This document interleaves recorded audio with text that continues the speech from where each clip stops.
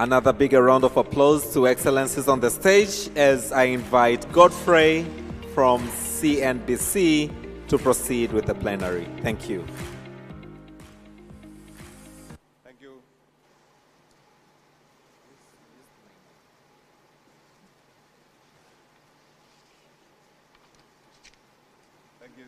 you. Thank you. More now.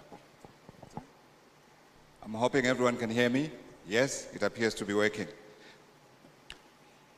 Your Excellencies, thank you again for coming through and spending time with your colleagues, if I may say, and of course your partners who are crucial in tackling the question that is before us. And if I may remind you again of the format, I've been tasked to make sure that we can get through all of you to make a point. One, a commitment to this summit about what you're going to do to advance the issue of human capital development on the African continent. And then secondly, I've also been tasked to make sure that I'm able to get 3 recommendations that I can take away from this session as well, that I share with our organizers. And to be able to achieve all of that, I'm giving you 2 things. Number one, first of all, to address the general topic that we're talking about here today. And then secondly, to talk to very specifically to the points that have been given to me for me to ask you. So, reminding you again, our session is on ensuring that the issue that's been brought up, the issue of education, are we ready to create young Africans that are productive and that are able to participate as much as they can in our economies? Your Excellency, President Samia, Suluhu, Hassan, if I can start with you, your thoughts on this gathering that you have brought about, because clearly you identified something that needs to be done.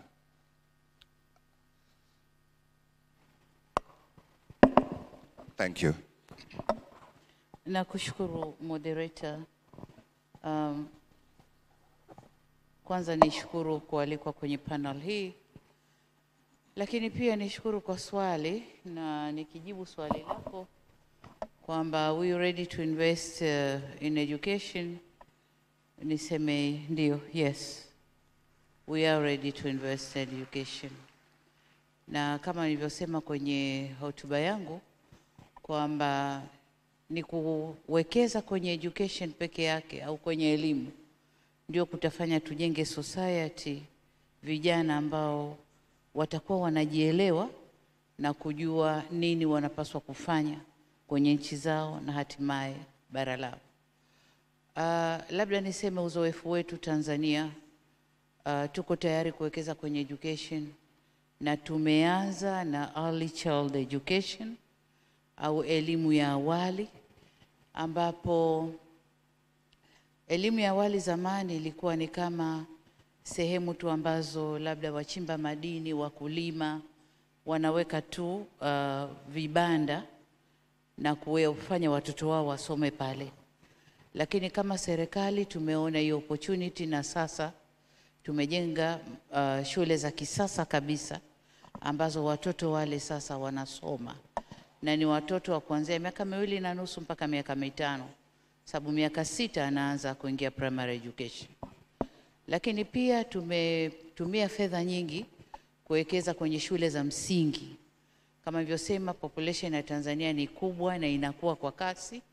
Kwa hiyo kila mwaka tunatumia fedha nyingi kuwekeza kwenye kujenga shule zaidi za msingi, lakini vile vile za sekondari.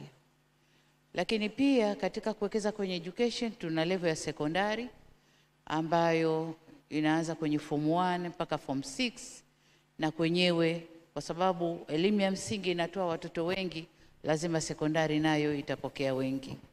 Lakini pia tumewekeza kwenye vyuo vikuu. Tanzania ina vyuo vikuu kama 52, 30 ni proper vyuo vikuu na vilivyobaki ni vyuo vya kati au colleges ambazo zinafundisha mambo tofauti tofauti, hasa mambo ya teknolojia. Lakini katika kuwekeza education tunaangalia pia sasa sifa za walimu. Kwanza wingi wa walimu. Tunaangalia teachers students ratio, kusema ukweli bado tuko nyuma. Tunajitahidi kuajiri, lakini bado kutokana na wingi wa watoto bado tunapambana. Lakini tunaangalia pia uwezo na sifa za walimu katika level tofauti. Wale wanaosomesha early child education, wanaosomesha primary na wanaosomesha sekondari, kuwajenga katika maeneo yao, vivyo hivyo vyuo vikuu. Lakini tunaangalia pia mazingira ya elimu, na kwenyewe nako kuna cost implication. Pesa nyingi inatumika kwenye kujenga mazingira ya elimu ili mwanafunzi awe na raha na mwalimu awe na raha kusomesha. Kubwa tunaloliangalia mbali ya ujenzi wa madarasa, lakini usafi wa mazingira, water and sanitation katika maeneo ya shule. Kwa muda mrefu nyuma, watoto wa kike ambao walishafika umri wa kuvunja ungo kuwa wakubwa walikuwa wanakimbia shule kwa sababu mazingira hayakuwa mazuri kwa wao wakati wa haja zao kujisafisha na mambo mengine. Lakini sasa tunajenga vyoo vizuri, tunapeleka maji maeneo ya shule, tumeweka mazingira mazuri kiasi ambacho wasichana wakati wote wapo shuleni. Lakini jengine katika kuwekeza kwenye elimu, nilisema mapema, kwanza watoto wetu kuanzia elimu ya awali, early child education, mpaka secondary school, form 6 before entering university, hawa wote wanakwenda elimu bila malipo, hawalipi. Lakini wanapokwenda university na vyuo vya kati, tuna mfuko maalum wa maendeleo ya elimu ambao wanafunzi hawa wanakopeshwa na wanakwenda kujisomesha. Watakapopata ajira ndipo wanaporudisha hizo fedha. Lakini katika bajeti iliyopita ambayo tunaitekeleza mwaka huu, tumeondosha pia ada kwenye vyuo vya ufundi na mafunzo ya amali, ili wanafunzi zaidi waingie wasome elimu ya ufundi, tuwajenge na uwezo wa kufanya kazi, uwezo wa kuajirika, ili waweze kwenda kwenye masoko ya ajira. Asante sana. Thank you, Your Excellency. As a follow-up question, I recognize that I may cover some of the things that you've already covered. That's okay, you can skip them. But in addition to what you have said and your commitment around girls, I wanted to focus a little more on what policy actions you are going to be taking to create an environment where youth can flourish, where that child, that girl, that boy does not feel the need to cross that dangerous sea into Europe and decides to practice their entrepreneurship here, like we heard from the former, from the Deputy Prime Minister. Asante sana. Ni kweli kwamba katika kuwafanya watoto wetu wapende kukaa nyumbani, kama nilivyosema, la kwanza tunawaingiza kwenye vocational training and vocational studies, mafunzo ya mali na mafunzo ya ujuzi, ili wawe na skills. Na tunaangalia mafunzo ya mali, mafunzo ya ujuzi kwa sasa hivi, kwa maendeleo tulionayo katika wimbi la mapinduzi ya 4 ya viwanda, watoto wetu wanahitaji nini? Kwa maana hiyo tunajenga vocational schools kule waliko. Kwa mfano sasa hivi tuna mradi wa kujenga vocational schools 64 katika kila wilaya ya nchi hii. Kutakuwa na vocational schools.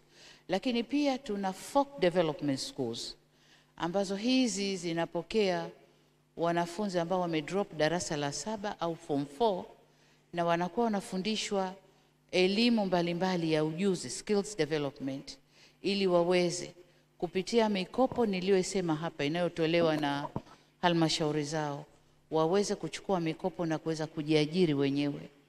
Lakini kubwa zaidi tunalolifanya ni rural electrification. Tunapeleka umeme vijiji vyote ili wanafunzi waweze kusoma vizuri kwanza, waweze kufanya practical zao kwenye vocational training, lakini pia waweze kufungua shughuli zao za kujiajiri kule waliko, badala ya kurashi kuja mijini au kutaka kuingia tamaa kwenda Ulaya kutafuta green pastures. Tunajitahidi kuprovide kila kinachokuwa lazima ili wabakie hapa.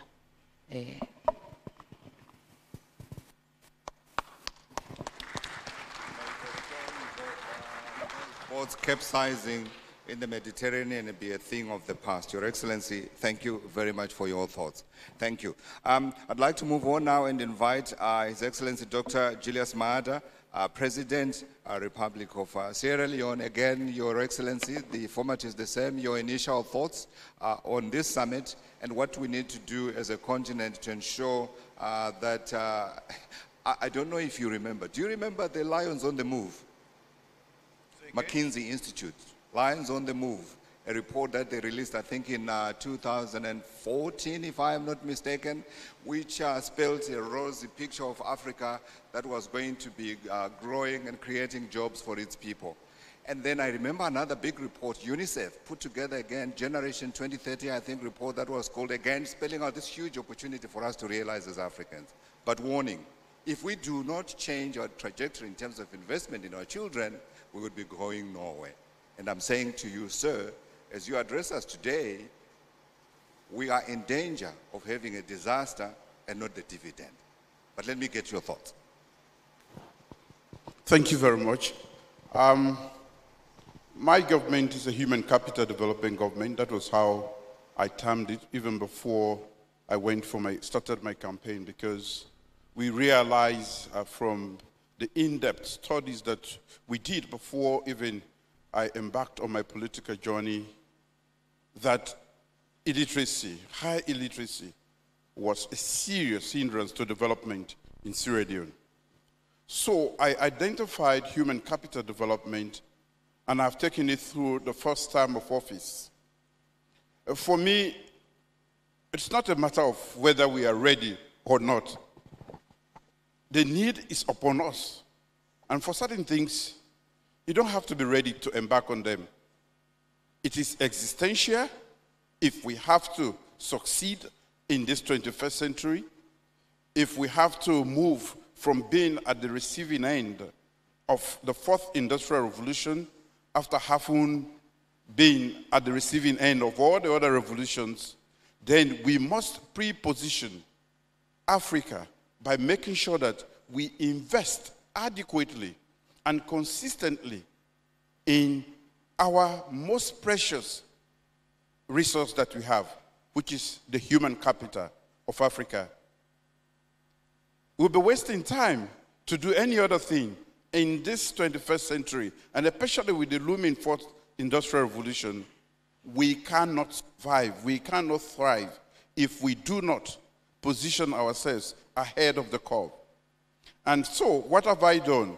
I have put aside 22% of discretionary budget of my country, and that goes for education. And I want to assure you that there is efficiency in the use of that, because it's not just the quantum, but also how it is used. We have made sure that we are paying for all, because one of the most difficult aspects is actually access to education. A lot of people are poor. You may say it's $10, but some people cannot even afford that. And so what have we done? We have made universal access to education for every child in Sierra Leone for the past 5 years. And that is still ongoing. But besides universal access, there is another problem, and a huge number of obstacles that make it impossible for certain people. They will start, but they will not continue. So now we are not only paying for kids to go to school, we are also buying core textbooks which are needed in schools. In some of the schools, they do not even have teaching and learning materials. So we have bought that for 12,000 schools in the whole of Sierra Leone. So we provide core textbooks, we provide teaching and learning materials for all the schools that are government schools or government-assisted schools. There is another problem of malnutrition or hunger, which affects certain homes because of their level of poverty. Now we are providing school meals for over 600,000 kids in Sierra Leone. This has not only good outcomes for education or learning, but also and health reasons. And it is also playing into retention and completion. So what we are doing is a comprehensive approach to actually making sure that they don't just have access, but they can stay in school, complete school. And as a result of that, in the whole of West Africa, we are rated as first for completion for girls in West Africa. And we also have free tuition for girls who do STEM subjects. As a result of that policy, for nearly 200 years history of our university, for the first time, women applied for engineering more than any other since the start of Fulbe College in Sierra Leone. And since I challenged the women folk of Sierra Leone, they have consistently led in all transition exams, including the latest which came out last week. 11 of the best performing students were 8 out of 11 of the best performing students were actually girls. So that mentality that women cannot do or do not have the same mental faculty as we do is beginning to go away.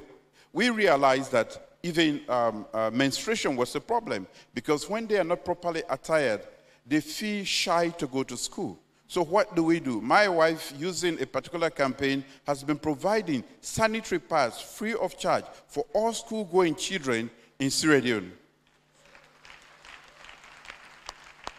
And I talk about menstruation without any fear or hesitation. For a lot of African homes, especially in Sierra Leone, I don't know for here, men don't talk about menstruation. And I say to them, it's just a biological action. And therefore, we should feel free, even as men, dads, to talk to our children so that they feel comfortable and provide them with the necessary support.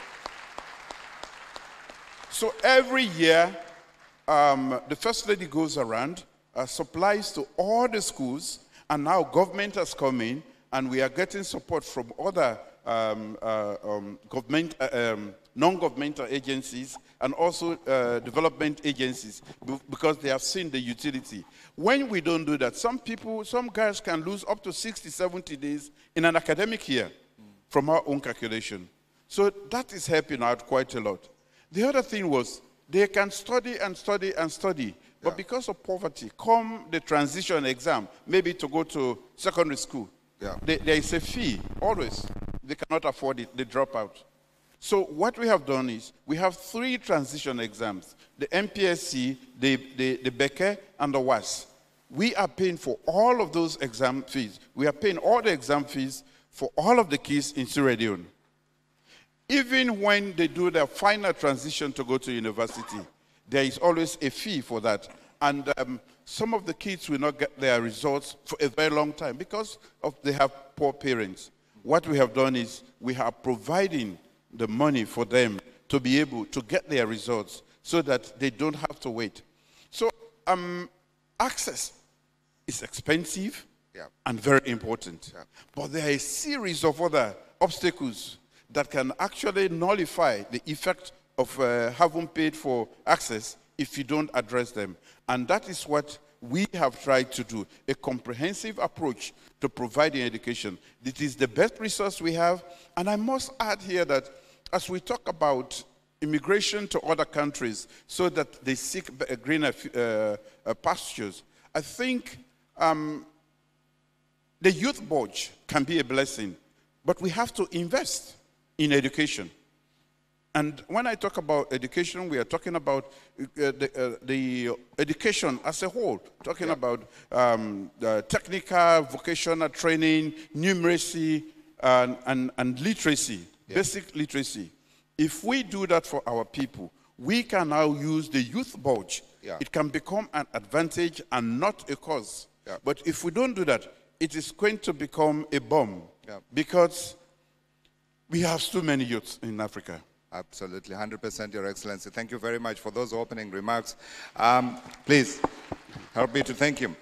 So I think for me, what is really eye-opening is the fact that you, Your Excellencies, are breaking down what has traditionally been a taboo subject amongst African societies, talking about menstruation, talking about what those girl children go through, and not talking about what it means for them to be equal participants as a result of that being a taboo subject. Thank you for breaking it down. We totally appreciate that. But I wanted you to add a little more. You spoke about the importance of access. But how do we ensure that that access is equitable? Because you spoke yourself about the disadvantage of the girl child. And we also know that children who come from poor families are at a disadvantage. I come from such a background. Until one of us, my brother, was educated, we were all destined to stay in the rural areas. We broke the poverty cycle because we got access and it was equitable. How do we ensure that on a bigger scale across the country, across the continent? Access to education. Equitable. Equitable. Yeah. We have first what we call radical inclusion. Radical inclusion. It's a policy by our government. And that means that irrespective of your situation, if you are a child in Sierra Leone, you should go to school. Wherever you are, whether you are disabled, in whatever state, no political colors come into play, everybody should go to school. This is radical inclusion. Before this time, there was a ban against pregnant girls going to school in Sierra Leone. And I was in favor of that, that is because of my old mindset. But when I realized that it is secondary victimization of these little kids who become pregnant going to school in their formative years, and then you take them out of school and punish them, and they become a liability to themselves, their community, and so on and so forth. I thought that was too much. And I knew I was wrong. So I made a U-turn. Now, girls who become pregnant, we attend on to the point that they can no longer stay in school. And once they give birth, we make sure they go back to school. And interestingly, they have been performing extremely well because they realize they have made the mistakes. And most times, the mistakes are done with adults, people who are supposed to know better. But we blame the child, we blame somebody in 13, 14, 15 years old, and we want her to carry that blame or sin for the rest of our life. I think that is... So one of the things we have done is to make sure that whether you are in the village, you can access education. And we are building the necessary digital infrastructure. We have trained more teachers for quality, and also to make sure that they can go as fast as they can to be able to give the quality of education. Because what we have to do in Africa also is not just education. It must be fit for purpose education. Education that we meet the needs of the future, a digital economy. That is what we are entering. So the things we have done as when we were in school, which we are forcing our children to do, are no longer good for them. So we must look at the future and make sure that our children are acquiring the skills that will make them relevant for the future, not what we did. And that is what most of us as parents do. I did law, I want you to do law. I did medicine, you have to do medicine.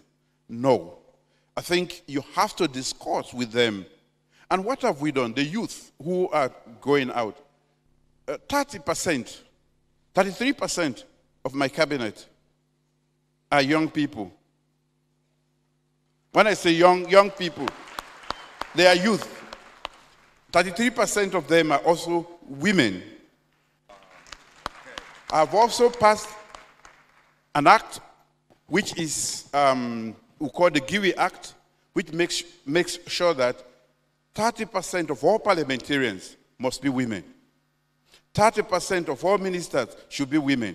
And I just appointed my cabinet, and I made sure I complied to that because I passed that bill.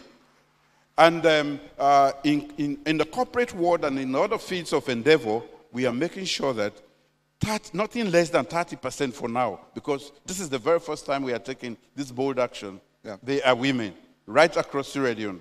That is the beginning of making sure that the women feel part of us and they can contribute.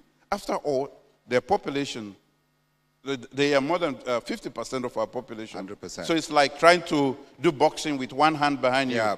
Even a lazy man like me can fight any boxer with one hand behind him.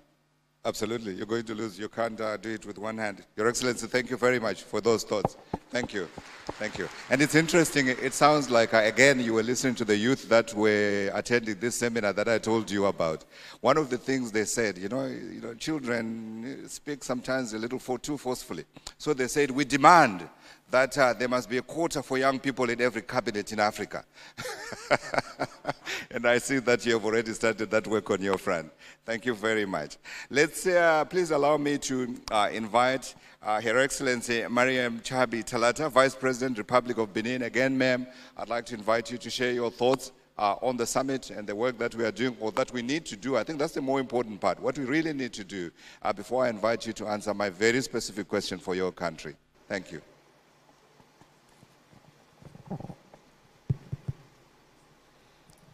Merci beaucoup. Je commence par présenter mes remerciements à Madame la Présidente de la République unie de Tanzanie pour l'accueil, l'hospitalité. Je présente mes hommages aux chefs d'État et de gouvernement ici présents. Je salue les vice-présidents et les premiers ministres ici présents. Le thème qui nous unit ici est le suivant. Sommes-nous vraiment prêts à investir dans le capital humain? Moi, je viens d'un petit pays. Géographiquement parlant, c'est la République du Bénin. Nous sommes tellement petits que pour nous rendre visibles, nous nous appuyons sur le géant qui est à côté de nous.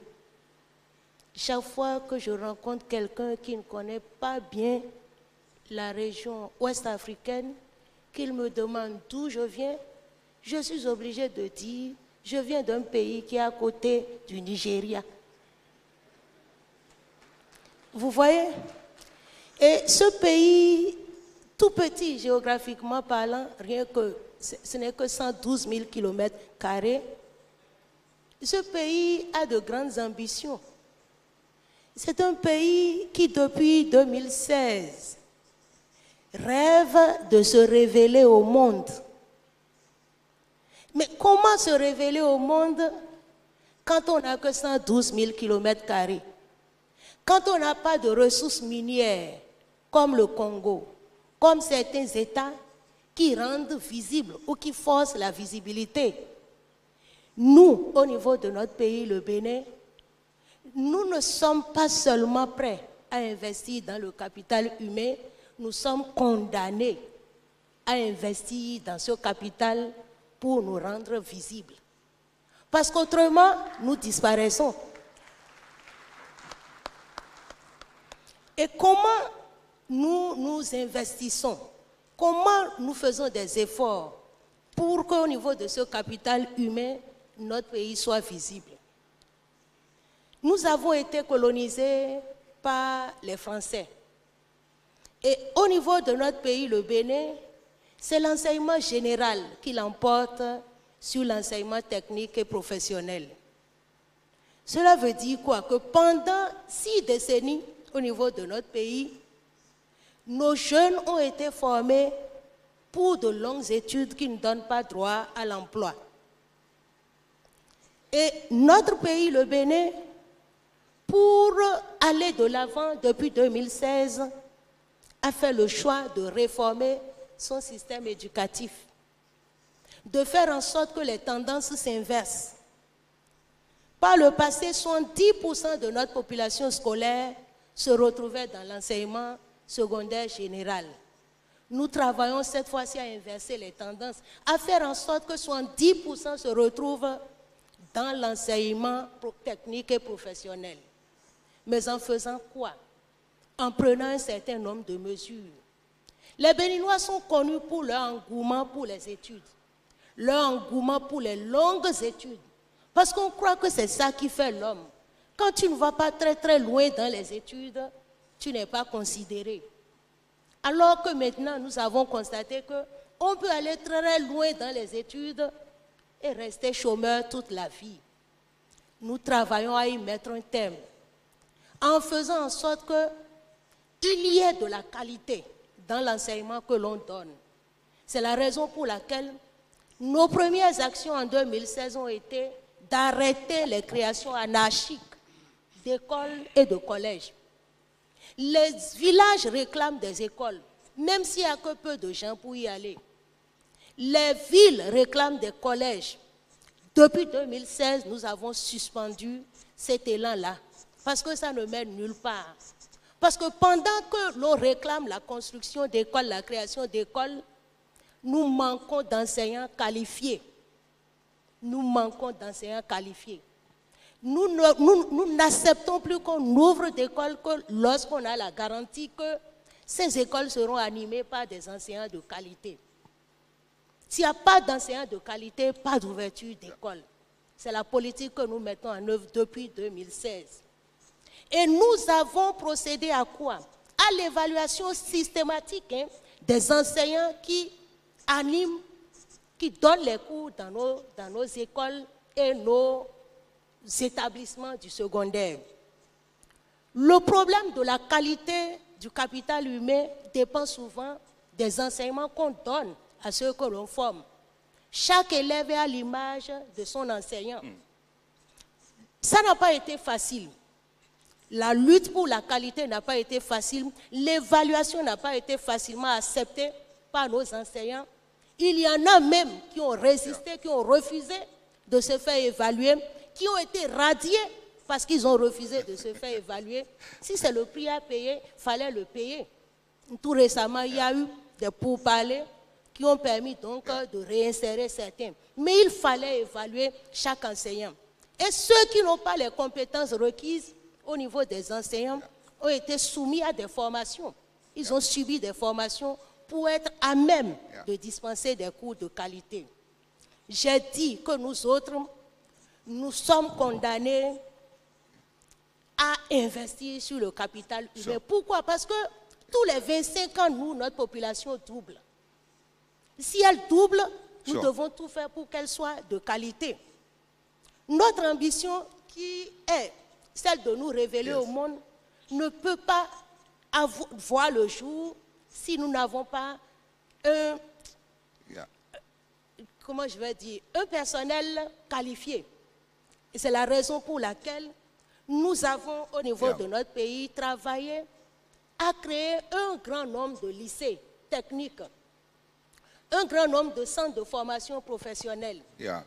Nous avons envoyé en formation ceux qui vont animer ces centres de formation de façon à ce que, à leur retour, ils puissent intégrer ces écoles-là.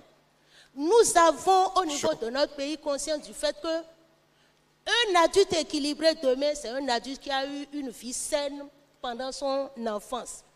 Et notre gouvernement investit énormément dans les cantines scolaires. L'année dernière, j'ai représenté le chef de l'État, le président Patrice Talon, en Italie. Parce que notre pays, le Bénin, a été désigné champion mondial de l'alimentation scolaire. 75% de nos écoles ont une cantine scolaire. Notre ambition, c'est de faire en sorte que tous les villages, toutes les villes plutôt, aient des cantines. Aujourd'hui, nous avons couvert la plupart de nos villages en cantine scolaire. Il ne nous reste que les villes. Voilà. That's great work. That's great work. That's great work, Your Excellency. Thank you, thank you, thank you. Very interesting how you have dealt with the issue of teachers. I live in South Africa, and we have a very strong trade union, and the issue around trying to make sure teachers are competent and they are assessed and they do their job consistently. It's certainly been a very thorny one. Great lesson. Hopefully they can take that lesson as well. Before I let you go, one more quick comment, very quickly if you can. Have you had to deal with the problem of higher dropout rates for school children, especially amongst girls? I want to know how you have dealt with that one. Dropout rates amongst the children that you get into school. You explained that you have a problem of overcapacity, but I imagine even in that overcapacity, you still have other children that don't come to school when they are supposed to come to school. S'agissant de l'abandon, de la déperdition scolaire, surtout la déperdition des filles, nous mettons en œuvre une gamme variée d'activités. Nous savons que certaines filles abandonnent les écoles, la scolarité, parce qu'elles n'arrivent pas à trouver les conditions adéquates d'hygiène au niveau de l'école. Depuis 2020, la première dame de notre pays, à travers la Fondation Claudine Talon, met en œuvre un programme de distribution de couches aux filles pour limiter les taux d'abandon. Nous sommes aidés par l'UNICEF qui, depuis des décennies, accompagne notre gouvernement en mettant à la disposition de nos filles des kits scolaires composé de livres, de manuels, de cahiers et d'un petit budget pour les charges diverses de l'école. Nous sommes également appuyés tout récemment par la Banque mondiale qui nous aide à mettre à la disposition des filles scolarisées du primaire et du secondaire un fonds.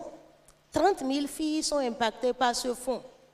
Les filles du primaire reçoivent par jour 350 francs CFA et les filles du secondaire 450 francs CFA pour les accompagner dans leur scolarité.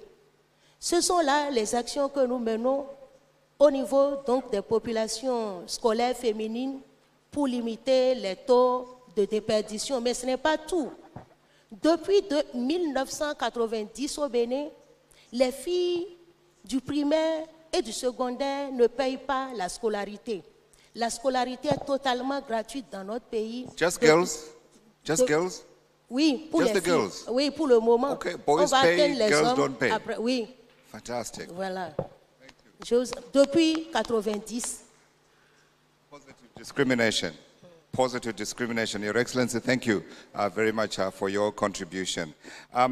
May I invite His Excellency Cleopas Dlamini, Prime Minister of the Kingdom of Eswatini. Again, Your Excellency, it's your opening thoughts. If you're able to bunch them together tightly and we get the message across, and then I'll come to you with my very specific question, especially made for you. Special meant for me? Yes, sir. It's coming. Thank you. Let me take this opportunity to thank the government of the United Republic of Tanzania, and in particular to thank President Samia Hassan for the excellent arrangement which they've put into this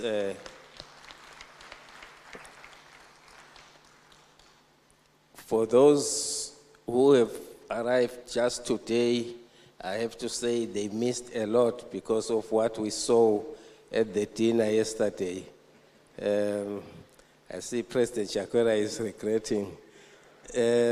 We had magicians literally dancing, I don't know what to say, standing on their head on top of another head. It was marvelous. But now coming to the subject matter before us here, I think it has already been said that it's not a question of whether you want to invest in education or whether you are ready. You have to invest in education, especially if you are in African state. If you look at the proportion of youth relative to the entire population, you can say that if you did anything other than invest in education, you'd be playing with fire. Today we learned that there's a difference between the number of years that you spend at school and the actual education that you get. You can have 10 years of schooling, but 6 years of effective education. And that was quite enlightening. I've always thought about it, but I've always known that rural schools perform poorly compared to urban schools. And I mean, and this is because of the effective years of education. Rural schools are short of, they have certain disadvantages. They may not have computers, they may not have libraries and laboratories, basics like electricity and water, which we take for granted in towns, but they are short in rural areas. You could talk about the teacher-student ratio, but if you don't have these facilities, it means nothing. The figures will just be deceiving you. In Eswatini, we have made very major strides in as far as investment in education is concerned. In our National Development Plan, education, that's 2023-27, education is one of the major pillars of this plan. We want to foster social and human capital development and nurture skills base able to adopt innovative technology.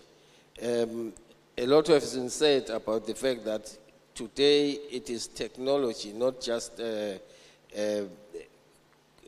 education that is matters.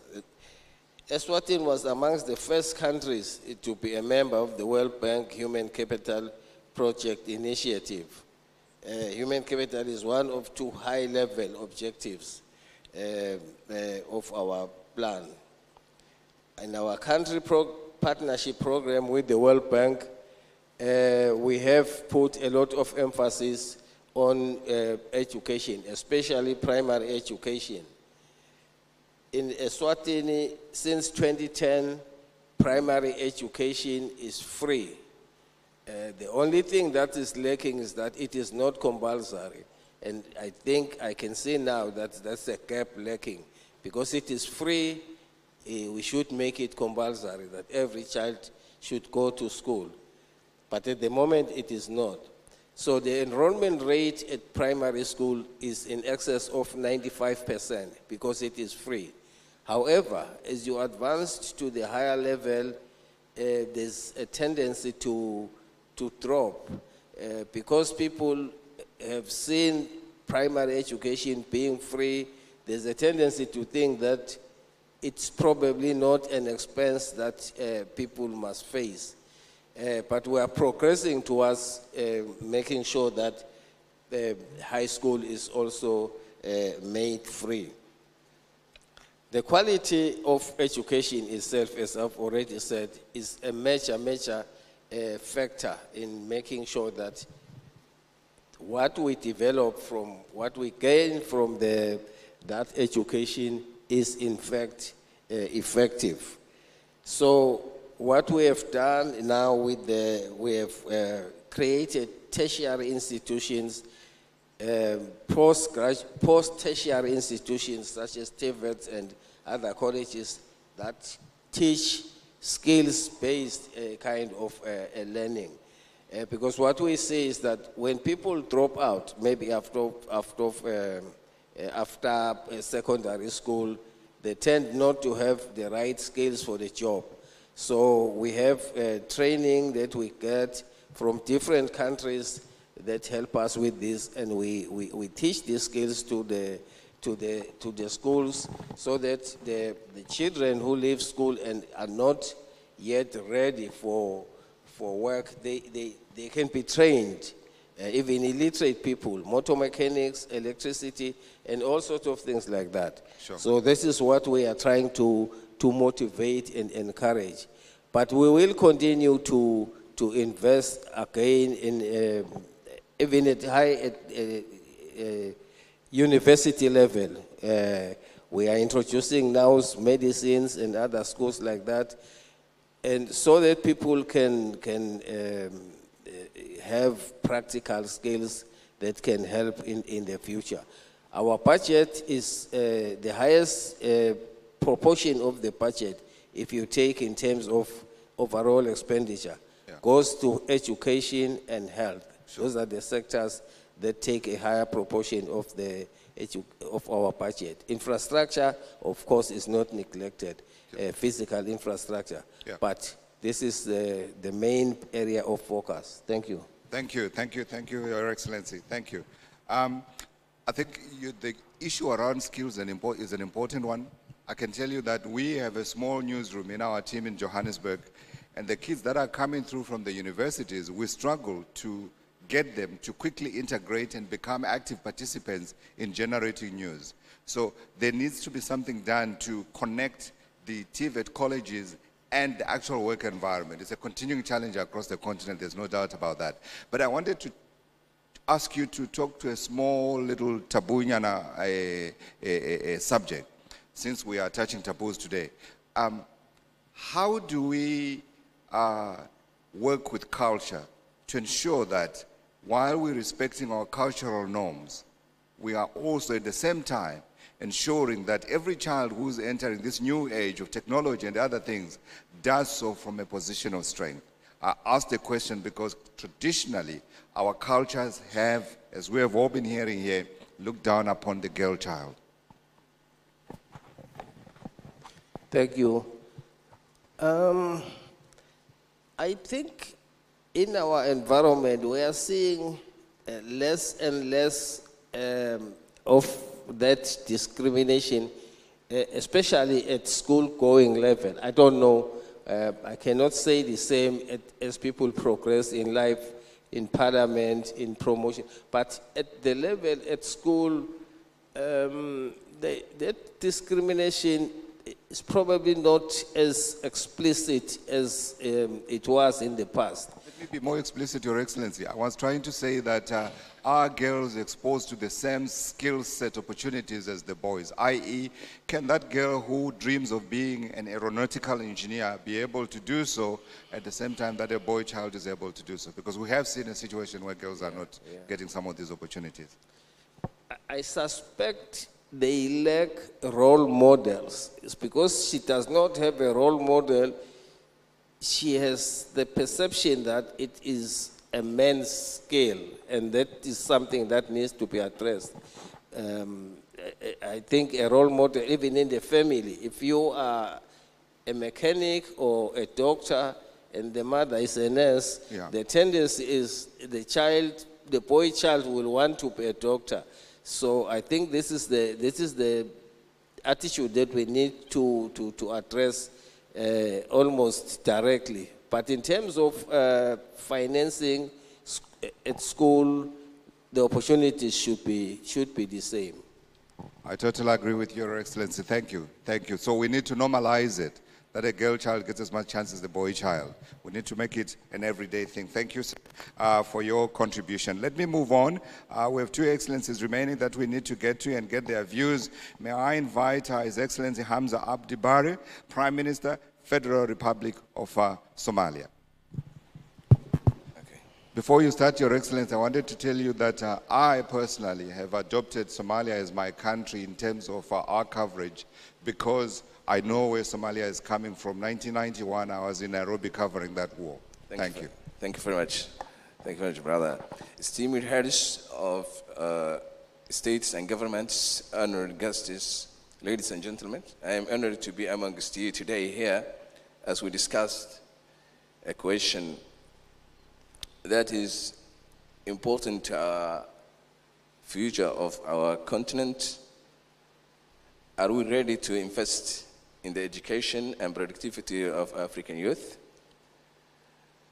The answer I have been contemplating is we have no choice but to be ready.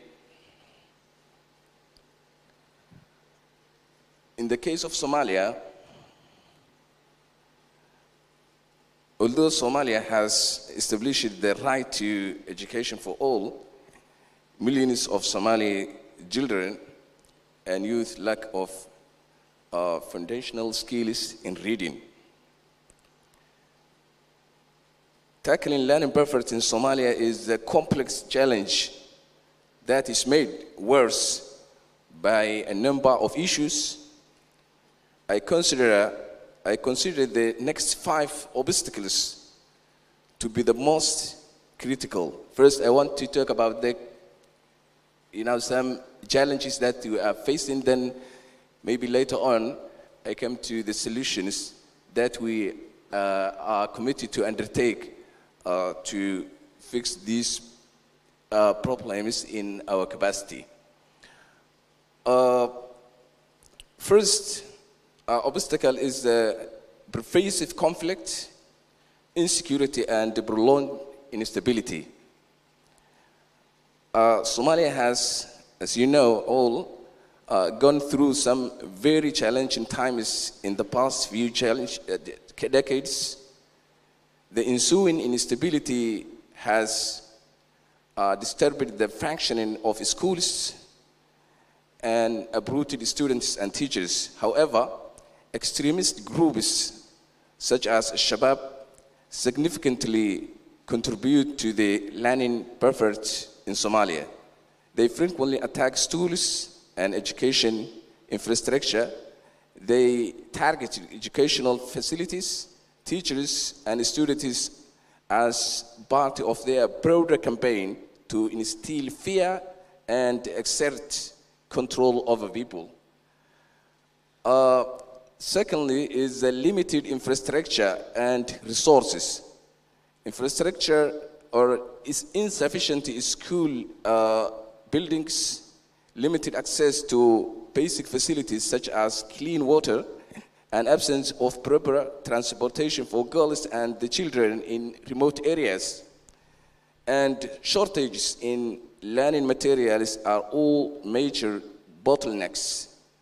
Third is a difficult in attracting and retaining quality teachers.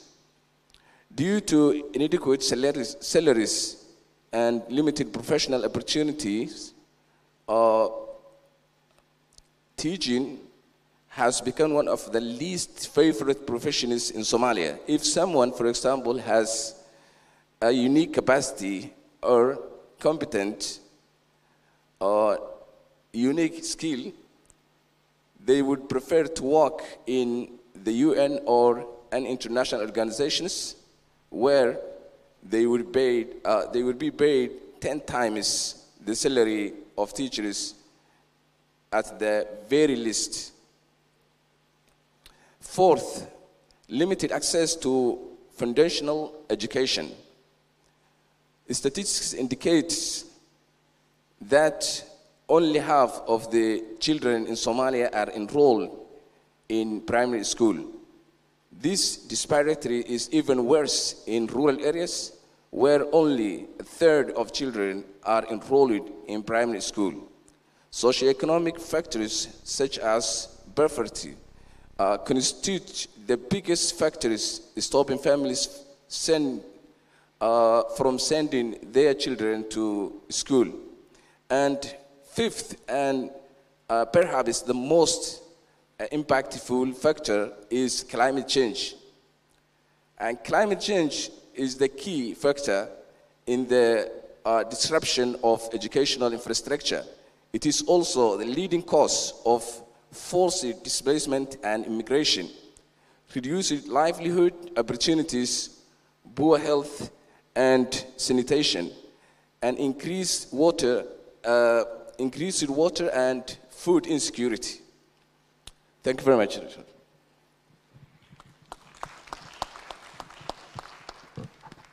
Thank you, Your Excellency, and for introducing, I think, a subject matter that is all around us, that all of us, wherever we are, which part of the continent we're coming from, is certainly one that we talk about every single day. By the way, the issue around no one wanting to be in teaching isn't unique to you. Across the continent, teaching is no longer the revered profession it used to be, because teachers are not, may I say, well paid. It's not paying anymore. And people who are passionate about teaching have been forced to leave the profession and move on to others. It's something that we should reflect on and find a way of glorifying so we can get our teachers back into the profession. Your Excellency, I wanted to follow up one more question for you, and this is around the challenge of tackling learning poverty. I think we heard the figures, they are terrible figures. We are all to blame on the African continent. I wanted to know what you are doing to tackle that learning poverty. Thank you very much.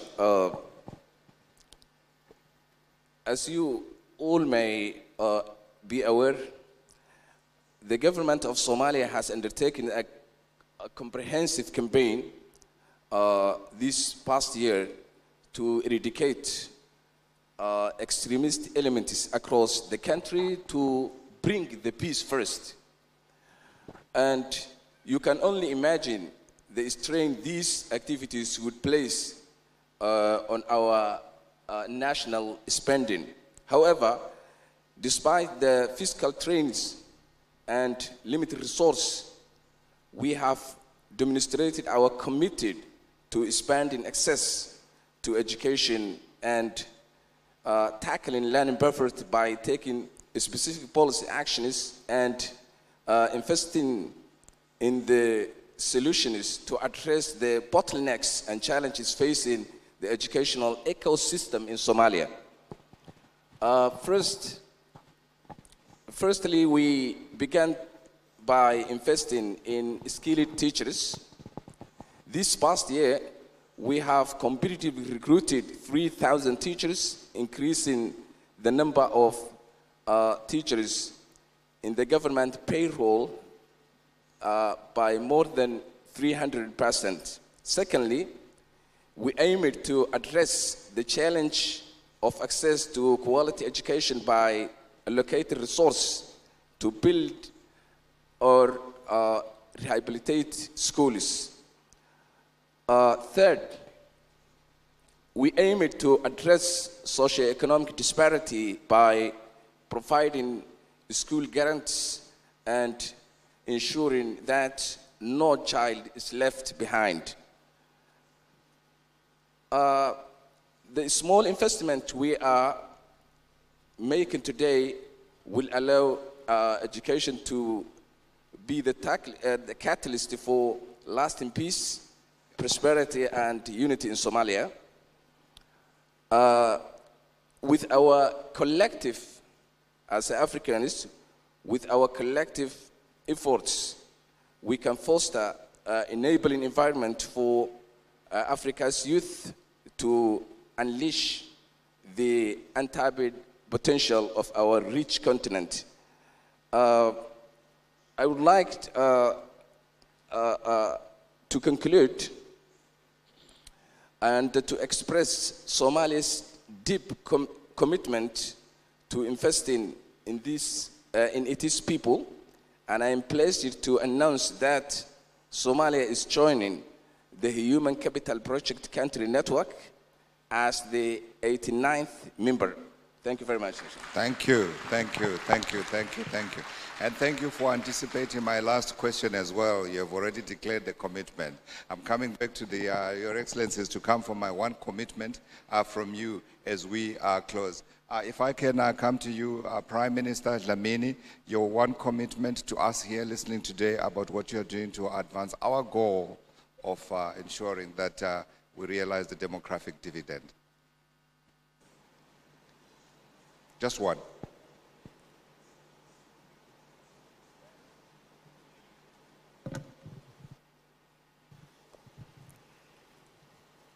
I think the main thing that we need to do is to invest improve the quality rather than the quantity of education. I just mentioned a few things there, laboratories, libraries in the schools, and of course the basics, electricity and all. If we can just invest in those infrastructural things, maybe we can improve the quality and not the quantity of education. You're committing to improving the quality of education. Thank you, Your Excellency. Madam Talata.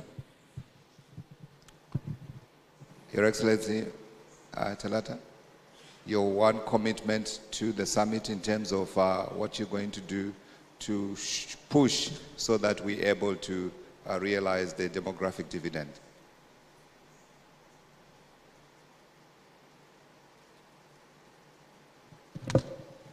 It looks like it still works, yes.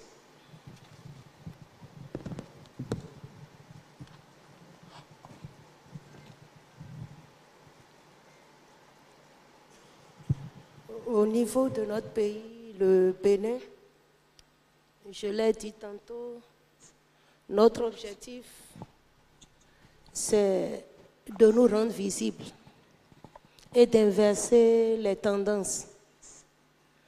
Nos jeunes ont coutume de traverser des pays, de traverser des océans pour aller chercher les meilleures formations, les meilleurs emplois à l'extérieur.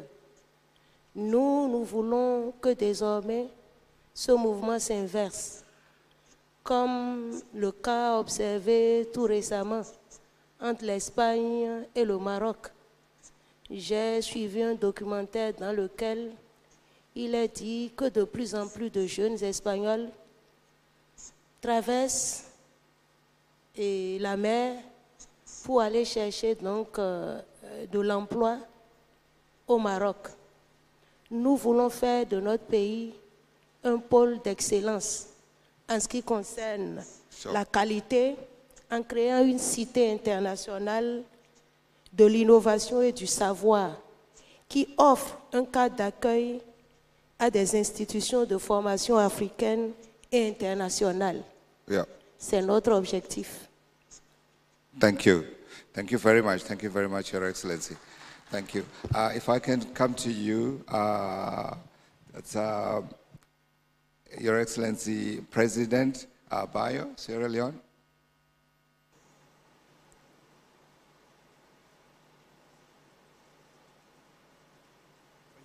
Thank you very much. I think my commitment would be to make sure that the youth are in the front seat of everything that we do about them.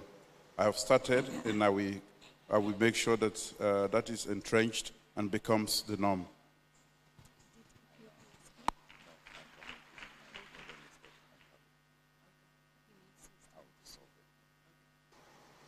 Thank you. Thank you, Your Excellency. Sorry. Thank you very much for your commitment to the youth. We appreciate it. Your Excellency, President Hassan. Kwa upande wa Tanzania tuna commit kuendelea kuwekeza kwa watoto na vijana ili kujenga taifa lililo bora, na commitment yetu haitaishia ndani ya taifa lakini hata kwenye program zetu za kikanda, regional programs.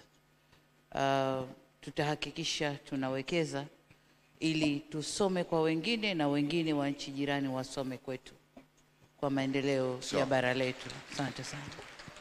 Thank you very much. Thank you, Your Excellency.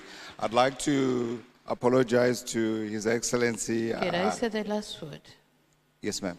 Yeah, the last word is to the fellow African heads of state and government. Yes.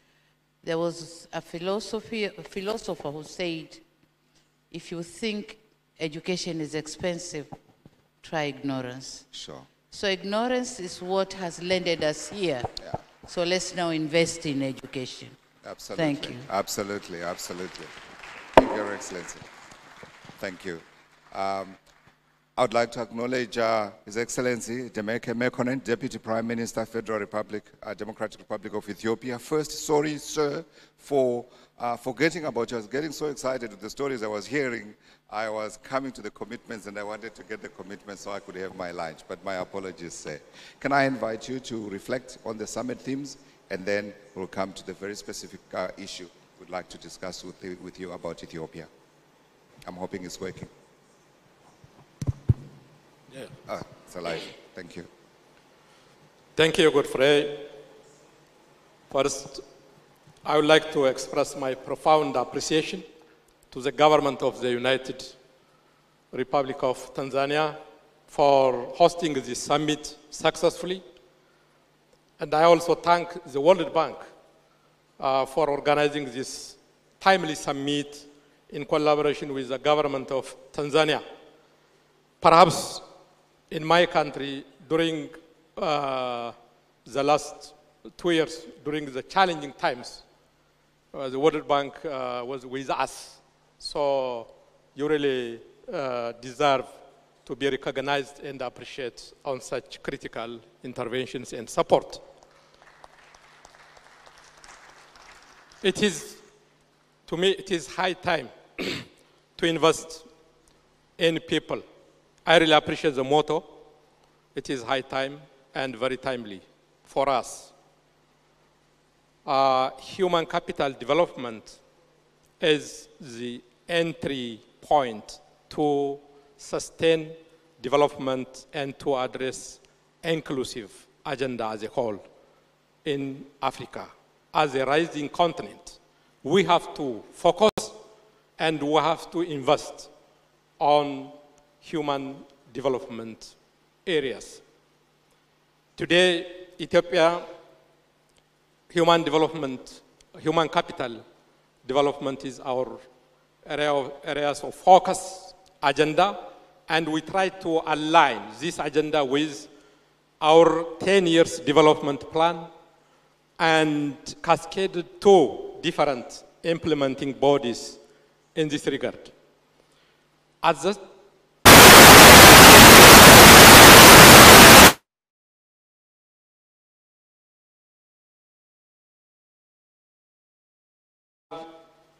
few pillar agendas on us.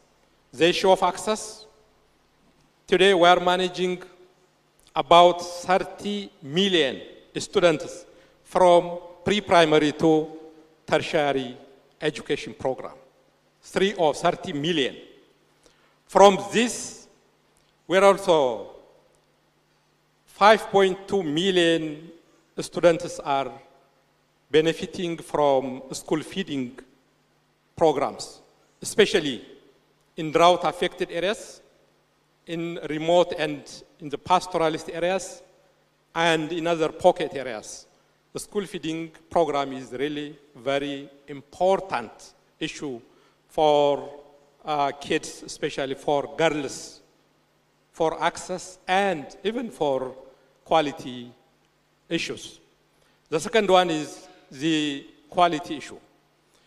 To ensure the quality issue, we developed a package, a school development program, leadership program, curriculum development, and other necessary inputs around the one. This is really very important for successful learning outcomes and the like.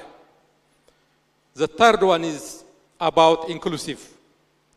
Education should be inclusive in terms of gender, in terms of area, in terms of special needs and the like. This is very critical and important one, and we're working on that.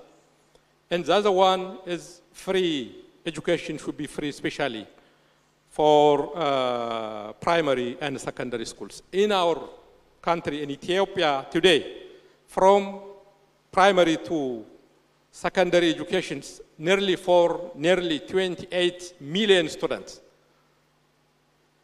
School service is free at all.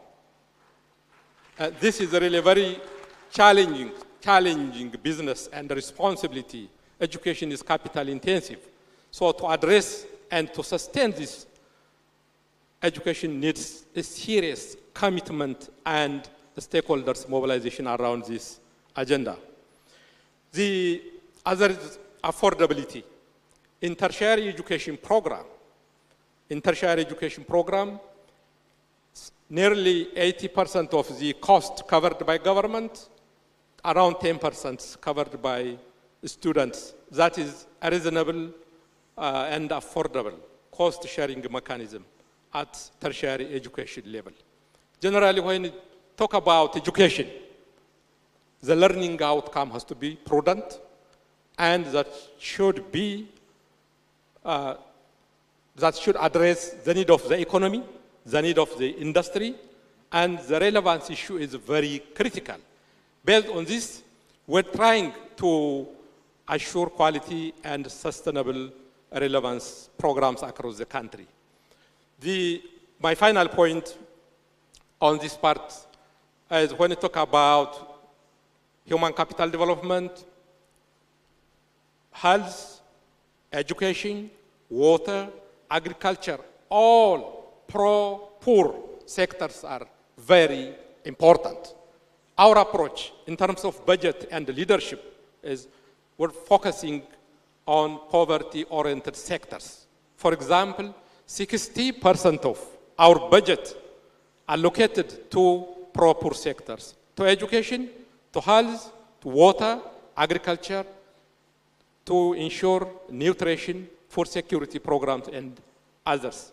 And again, in education, 22% of our annual budget allocated to education, and nearly 14% of our budget allocated to health program. Our plan in the upcoming times, especially by 2030, to increase this 22% to 24%, and now, from our GDP, 4% of our budget goes to education. This is very challenging and needs a serious effort to sustain this commitment. Generally, we're here, but with a serious challenge and serious crisis, and to sustain that and to keep the momentum, human development issue is a survival and existential issue to Africa and to my country, Ethiopia. Thank you. Thank you. I hear the clear political commitment to ensuring that education is prioritized. But how are you doing it in this environment? Whereas we have been talking about everywhere, fiscal space is limited because the priorities that are competing for the money that you have are so many. How does education survive in that environment and get more so we do more? Thank you. As I said it before, it is capital intensive and very challenging. But all education actors has to march together towards this agenda. Development partners, government, the community at the grassroots levels, private sectors, and other players together. Here, partners, development partners also. And then, here government, the political leaders has to play. As His Excellency the President said it in the previous panel, we have to play as a role model, the leaders, and again, mobilize the community and other partners. And then, we're trying to expand our revenue capacity to increase and to address towards these priority areas. But the major players here, the communities. The schools has to be owned as the grassroots level by the local community, the parents and other players together. All these efforts will reach to this trajectory to address this problem. Thank you, Your Excellency. Would you have one final commitment for us? Yes? One final commitment that you commit to achieving? Yeah. Thank you. Really, the issue of deliverables is very critical. Here, my commitment, number one, political commitment. Leaders has to be committed. We are committed for this. Second, allocating the proper resource and mobilizing all actors. And this program has to be owned by the communities and creating conducive environment to development partners and other actors. Thank you. Thank you, thank you, thank you, thank you. And thank you, ladies and gentlemen, for your patience, and thank you, Your Excellencies, for your patience, for your time, for your insights. Thank you again, and we resume the program. Thank you very much. Thank you. Excellencies, a bigger round of applause to our distinguished presidents.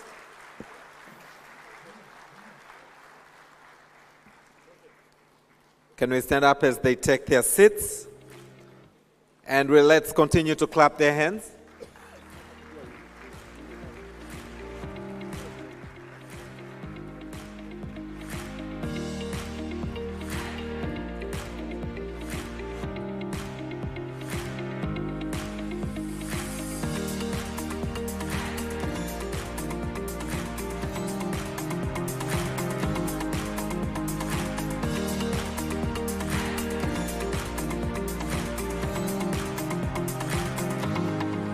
Kindly be seated. Thank you very much. So we are now going, before we break for lunch, we are going to have photos taken. This is a very high-level event to miss a photo moment. So I am going to announce the groups as follows. The first picture will be taken by the presidents. The 7 presidents who are present here will take the first picture.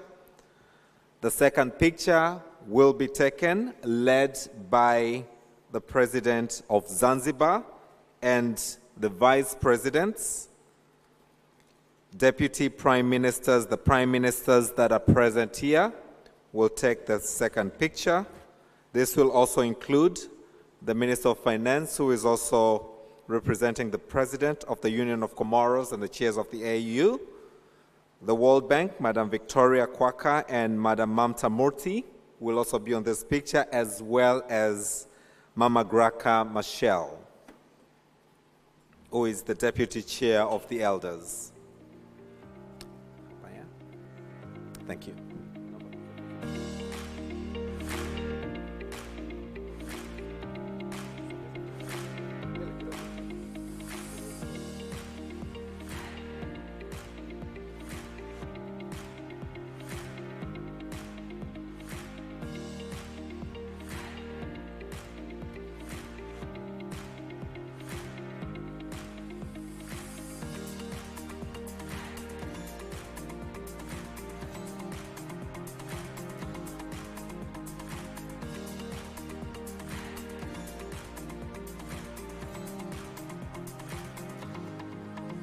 Heads of delegation that are present here will take the third picture, to be followed by international and regional cooperation bodies representatives who are here.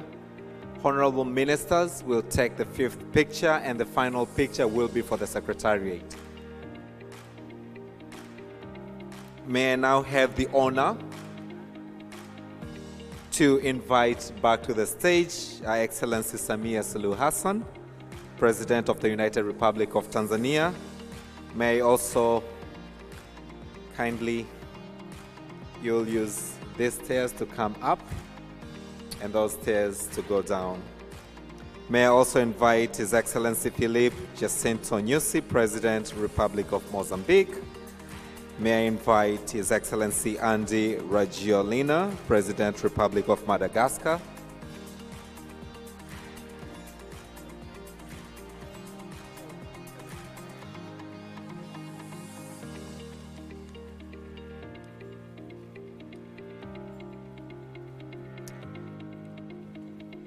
May I invite Dr. Lazarus Bakanthi, His Excellency, the President, Republic of Malawi.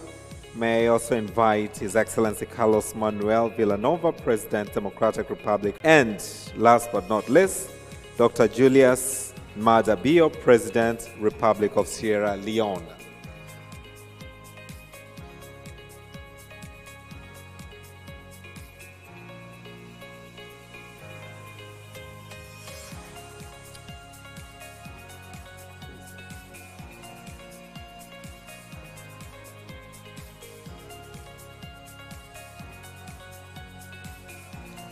May I kindly, Your Excellencies, request you to please stand up? Thank you. The next pictures, you will all be seated. And if you can come together, yes, like that. Wonderful.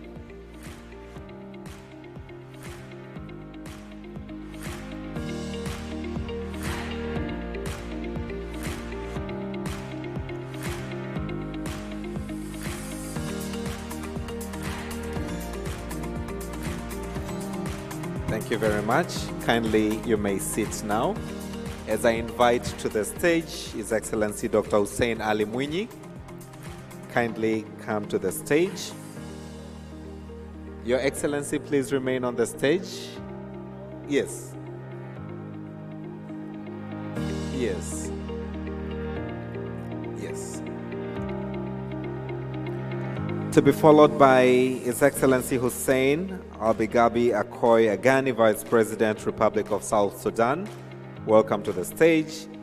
May I also invite Her Excellency Mariam Chabi Talata, Vice President, Republic of Benin, to kindly come to the stage. May I also invite Your Excellency Jessica Rose Epel Alupo, Vice President, Republic of Uganda. Thank you so much. May I invite to the stage.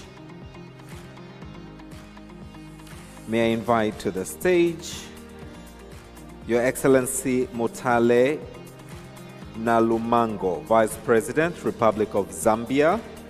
Thank you very much. May I invite to the stage Cleopas Dlamini, Prime Minister, Kingdom of Eswatini. Thank you very much.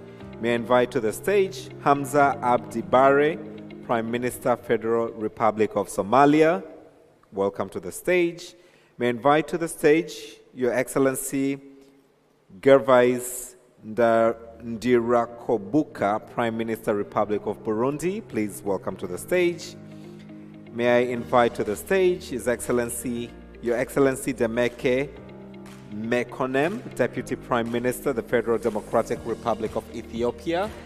Thank you for coming. May I invite to the stage Your Excellency Olavo Avelino Garcia Correira, Deputy Prime Minister, Republic of Cape Verde. May I also invite to the stage Your Excellency Abdurrahman Abdulazak, Chair, Nigeria Governors Forum. Thank you. May I also invite to the stage Honorable Mohamed Chanfiu, Minister of Finance, representing the President of the Union of Comoros. Thank you so much, who is also the Chair of the AU. Madam Victoria from the World Bank, as well as Dr. Mamta Murthy from the World Bank. Thank you so much. Mama Graka Machel, we are honored to also have you on this picture. May I request heads of delegation to be set for the next picture after this picture. Karibu Mama.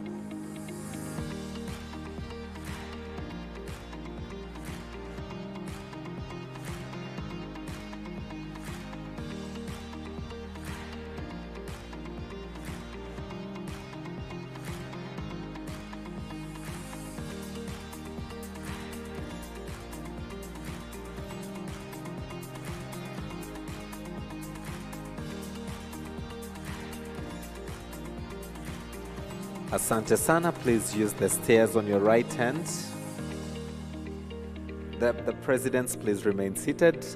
The members at the back, kindly use the stairs on the right hand to exit the stage. As I invite through your right hand, the heads of delegation, kindly you will stand behind the presidents.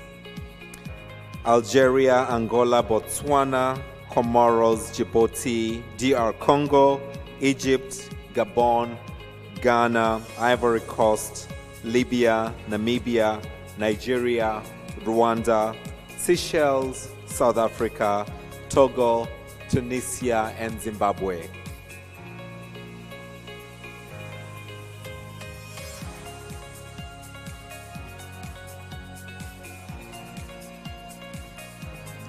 As the heads of delegation come to the stage, Liberia. As the heads of delegation mount the stage, may I request the international and regional cooperation to please be prepared to be followed by all the ministers present here.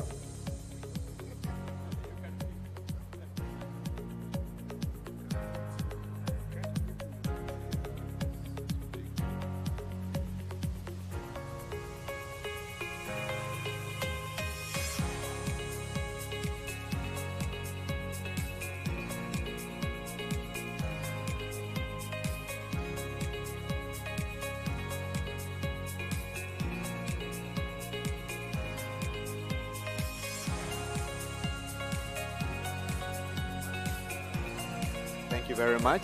Let's exit the stage as I invite all those representing regional and international organizations present to please come to the stage. The next picture will be for all the ministers present. But for now, international and regional bodies that are present here.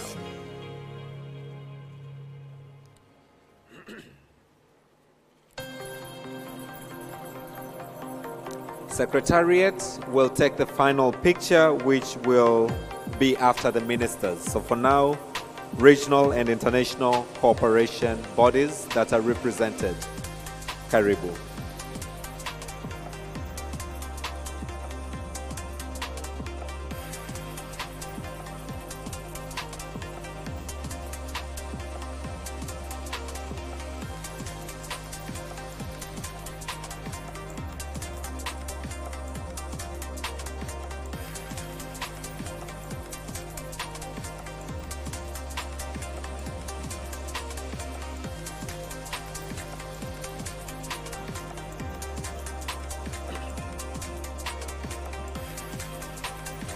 May I also request Excellencies, Ambassadors and High Commissioners present to please join on this picture.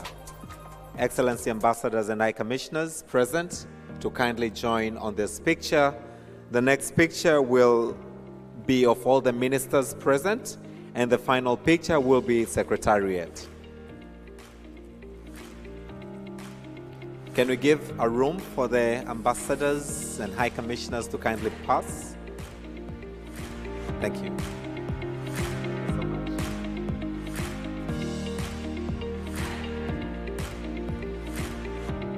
Excellencies, Ambassadors and High Commissioners, kindly for the next pictures. Honorable Ministers, you will take the next picture.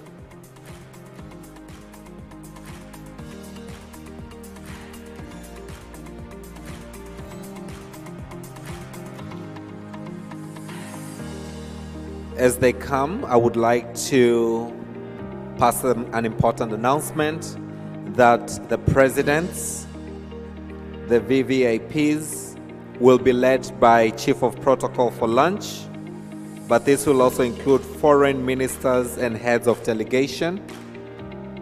Other ministers and diplomatic corps will have lunch on the 3rd floor, Kilimanjaro Hall. The rest of us, we shall take our lunch at the marquees outside.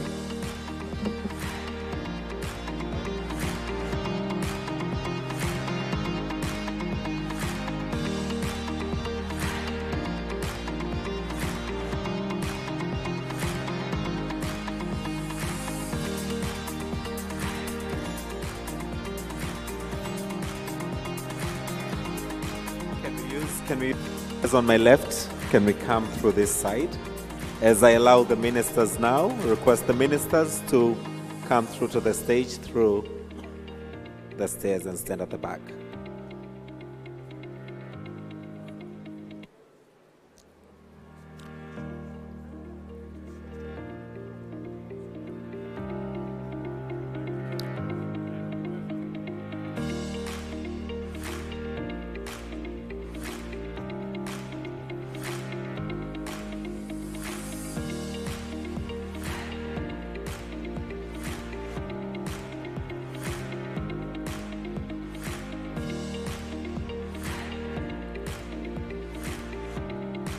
Please, if you can move slightly this side.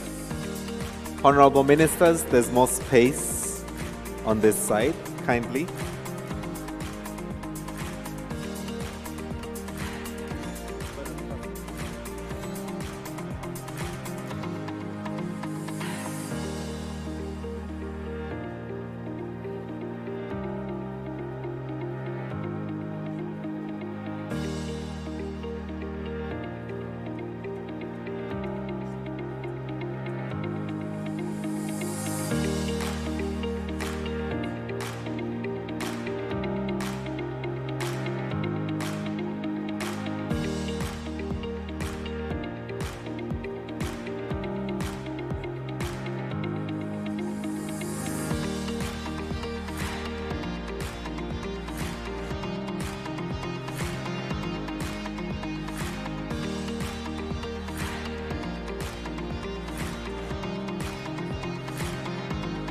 Thank you very much. And the final picture is the Secretariat. The Secretariat. Excellencies, the next picture is taken by those who organized this summit. And as they come, may I request the Secretariat to please come to the stage for the final picture. And as you come to the stage, I would like to read this special message. I would like to acknowledge the exceptional work of the many people who contributed to making today such a successful and impactful event.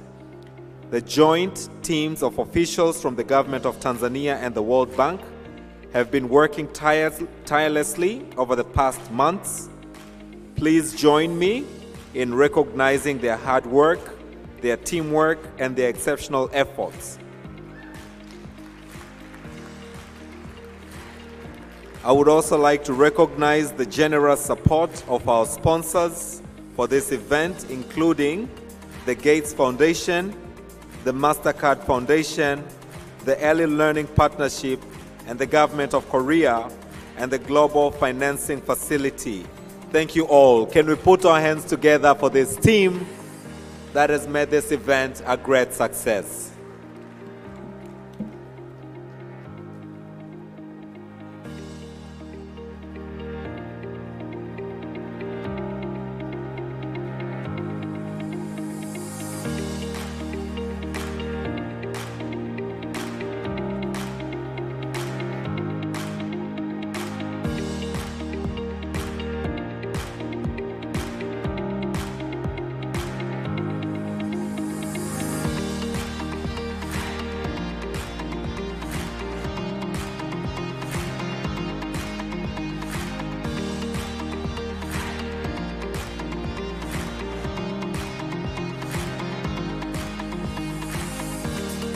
Thank you very much. Can we put our hands together once again for the committee for the wonderful work? Thank you very much.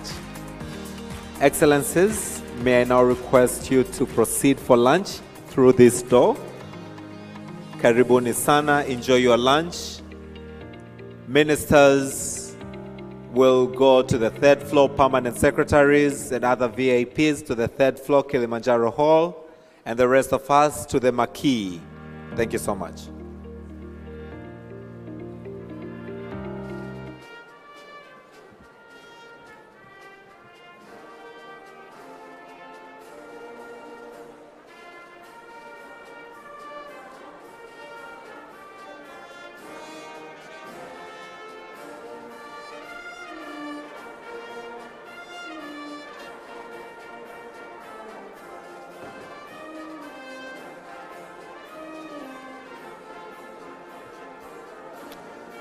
Lunch break is 1 hour, so please let's resume at 3:15, 3:15. Thank you.